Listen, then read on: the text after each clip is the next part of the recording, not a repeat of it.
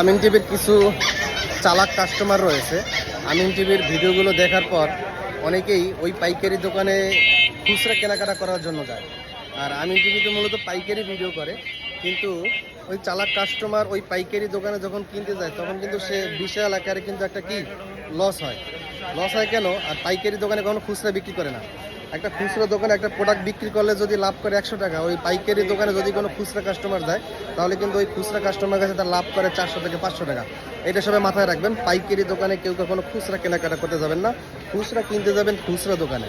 আর পাইকারি দোকানদার কিন্তু ওই খুচরা কাস্টমারের কাছে কিন্তু বিক্রি করতে চায় না, আপনাদের চাপে পড়ে কিন্তু বিক্রি করতে চায়। আমরা আছি এই মুহূর্তে কোথায়? ঢাকার চক বাজার। আর এই চক বাজারে কিন্তু সব পাইকারি বিক্রি করে। আর এই ভিডিওগুলো দেখে কিন্তু কেউ কখনো মনের বলে আপনারা ওই খুচরা কেনাকাটার উদ্দেশ্যে কেউ যাইয়েন না। খুচরা কিনবেন নিজস্ব এলাকার দোকান থেকে, কারণ তারা তো ভাই ব্যবসা করার জন্য মাল কিনছে। আর এই কারণেই কিন্তু অনেক কাস্টমার প্রতারিত হয়, অনেক বেশি দামে কেনাকাটা করতে হয়। তো এইটা সবাই মাথায় রাখবেন। বেশি চালাকিগিরি করতে যাবেন না। বেশি চালাকিগিরি করলে কিন্তু আপনি অনেক ঠকবেন। কীভাবে ঠকবেন? পাইকারি দোকান থেকে যদি আপনি খুচরা একটা আইটেম কেনেন, ওই আইটেমটা আপনার এলাকার দোকান থেকে একবার একটু দাম জিগে দেখেন যে কত টাকা দাম রাখে।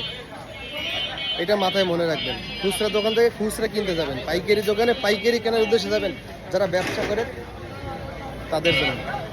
তো আজকের ভিডিওতে যদি কোনো মন্তব্য থাকে কমেন্টস করে অবশ্যই জানাবেন।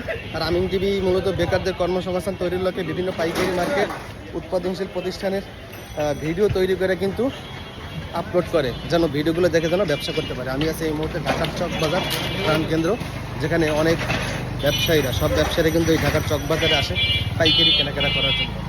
নিত্য নতুন পাইকারি পণ্যের সন্ধান, ব্যবসার আইডিয়া পেতে ইউটিউব চ্যানেল আমিন টিভি এবং ফেসবুক পেজ আমিন টিভি অবশ্যই লাইক ফলো দিয়ে সাথেই থাকবেন।